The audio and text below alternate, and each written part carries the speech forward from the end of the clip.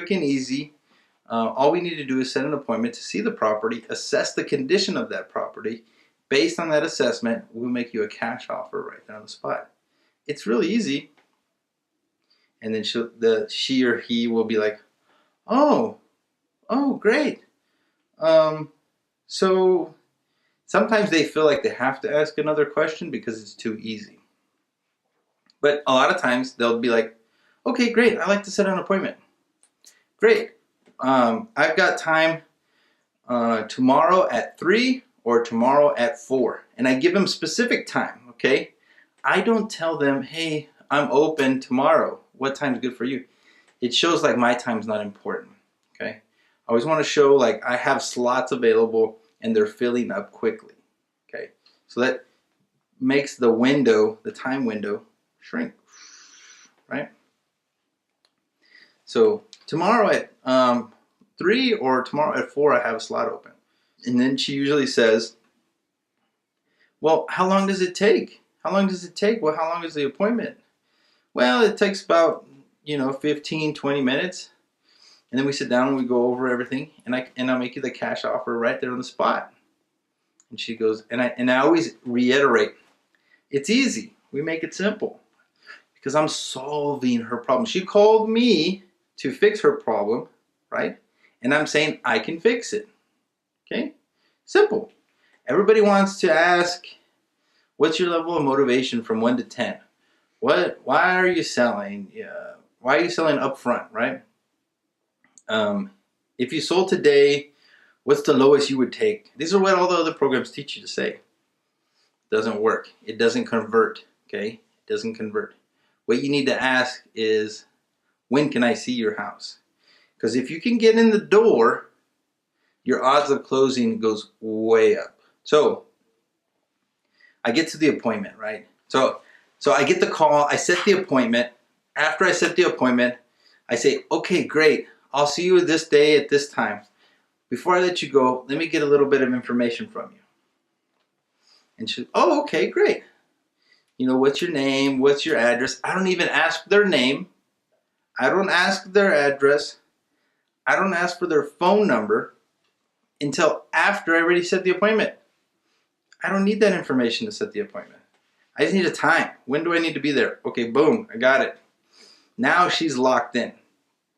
He or she, I keep calling her she. He or she is locked in, right? So now I got it locked in, so now I got to go to this appointment. So I say, okay, before I let you go, let me get some information from you so I know where I'm going, Oh, okay, she laughs or whatever, right? And you say, okay, well, what's your name? What's the address? What's your phone number? And then I say in that same monotone voice, what's the reason you're selling? And you stay quiet, okay? This is where you're going to find motivation. Because I do ask for motivation. Because if she says, hey, I want to sell because I want to buy a bigger house.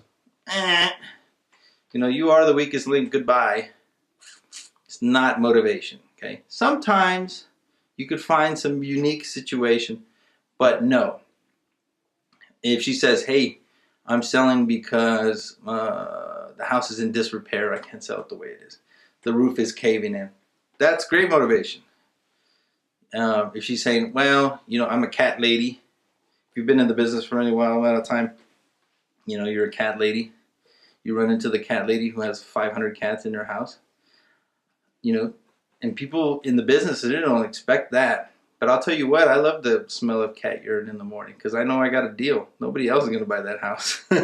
Only me. Only me. I'll smell it all day long.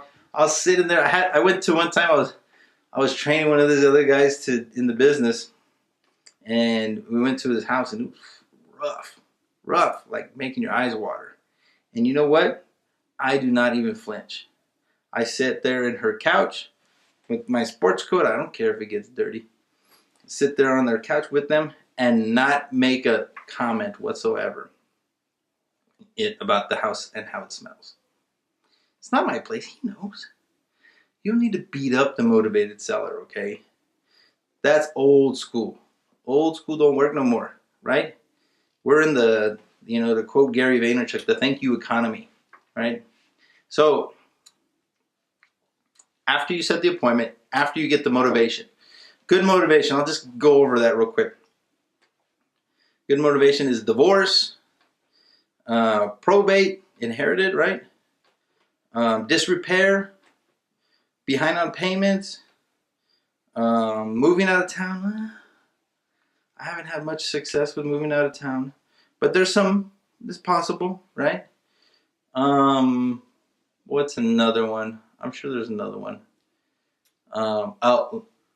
Landlord just got the property back, tired of renting. Old landlord or has too many properties. I just bought one the other day, and it was a landlord. He owed it free and clear. This is a great deal, great deal. So landlords are great, but not always. Sometimes they want full retail price, or they're ridiculous. So, but sometimes they're smart enough to know if they're calling you, they're going to give you a deal. They just want to get rid of it. So not motivated is people like, oh, I just don't want to pay a real estate agent. I just don't want to pay 6%. I just don't want to pay closing costs. And I can just sell it to you, and I won't have to pay any of that. That's another reason why I think, I'm going to backtrack back to marketing. These guys that send out these mail marketing pieces that are a lie, right? Don't pay your real estate agent. Pay, save on real estate costs and closing costs, right? Yeah, I guess, but I'm gonna factor it in because I'm gonna sell it on the open market. They're gonna pay through the nose if they're gonna sell the deal to me, right? Why do we have to lie? The worst thing is when you get to somebody's house and they have a misconception about what you do. They think you're gonna pay them full retail. That is the worst lead in the whole world, right? Now, I'm not saying let's do that, okay? When somebody gives me a reason that they're not motivated enough, then I go and I clarify. I'll say, okay, you understand that I'm an investor. I have to buy at wholesale prices to be able to sell at retail. And a lot of sellers on the phone will try and nail you down on a price, right? I never talk price on the phone. Sorry, sir. This is my excuse. You can use this little thing up my sleeve. Sorry, sir. This is not a car. There's no Kelly Blue Book on houses. I don't have any idea what your house is worth. I have to see it to be able to know what it's worth and use an example. Use other comparables in the market to form an idea of what your house is worth. There's no way for me to know off the top of my head.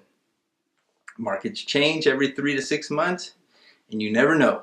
Okay, your house could be worth one price today, and then a house get foreclosed and repossessed and on the market across the street the next day, and it could hurt your values. You never know. Okay, the prices change. So that's one of my rebuttals. So if a motivated seller comes to me and they're like, hey, I want you to pay me X, right? Their house is worth 120 and they want 110. I said, sorry, sir, we don't pay full retail for properties. We have to buy at wholesale prices to be able to sell at retail. If you want to sell at retail, you have to call a real estate agent. And they're like, I don't know. And generally what I do is I tell them, is that what you want to do? No. Okay, well, if you're going to sell it to us, we have to buy it way below market value to be able to fix and sell and make a profit. And I'm not lying to the people. That's what it is. I can't buy a house at full price. If I did, I would just buy them off the MLS, right? But everybody in their marketing tools, all their marketing pieces, they show a postcard and it has cash wadded out, fanned out, or cash raining from the sky, or a big wad of money handing it to the motivated seller with her with a big smile on her face. I've been in the business 14 years and I never seen no motivated seller excited about going to the closing table. Not like raining money from the sky, okay?